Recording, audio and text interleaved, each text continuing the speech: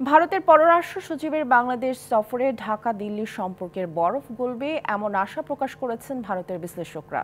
বর্তমান প্রেক্ষাপটে ভারতের পররাষ্ট্র সচিবের বাংলাদেশ সফর বিশেষ গুরুত্ব বহন করে বলেও মনে করছেন তারা। তবে শেখ হাসিনা ভারতে আশ্রয় নেয় তা খুব একটা ফলপ্রসূ হবে না বলেও আশঙ্কা করছেন বিশ্লেষকদের অনেকে।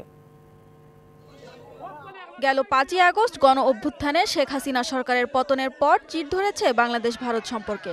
সেই তিক্ততা আরও বাড়ে বাংলাদেশ সনাতনী জাগরণ মঞ্চের মুখপাত্র চিন্ময় কৃষ্ণ দাসের গ্রেপ্তার ও জামিন নামঞ্জুরের পর। এ পরিস্থিতিতে গেল সোমবার ঢাকায় হয়ে গেল বাংলাদেশ ভারত পররাষ্ট্র সচিব পর্যায়ের বৈঠক। অন্তর্বর্তী সরকারের সাথে সুসম্পর্ক রাখতে চায় ভারত সরকার। বৈঠকের পর এমন বার্তাই দেন ভারতের পররাষ্ট্র সচিব। বিক্রম মিশ্রের এই সফরে ঢাকা নয়াদিল্লি সম্পর্কের উন্নতি হবে বলে আশাবাদী কলকাতার প্রবীণ সাংবাদিক স্নেহাশিস সুর।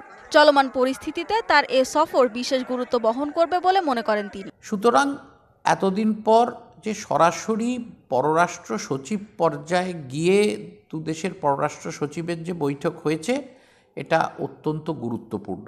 ভারত এই অন্তর্বর্তী সরকারের সঙ্গে সুসম্পর্ক রাখতে চায় আগের মতোই। প্রত্যেকটি নাগরিকের নিরাপত্তা সুনিশ্চিত করা সেই দেশের সরকারের আশু পালনীয় কর্তব্য।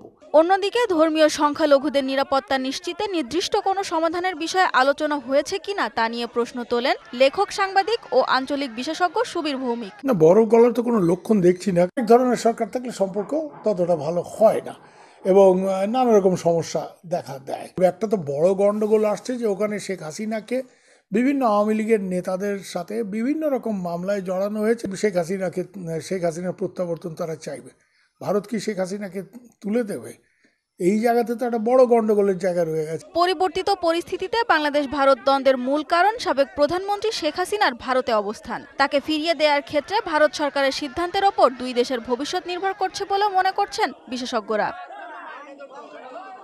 সানজিদা ইসলাম তন্নি, ডিবিসি নিউজ ডেস্ক।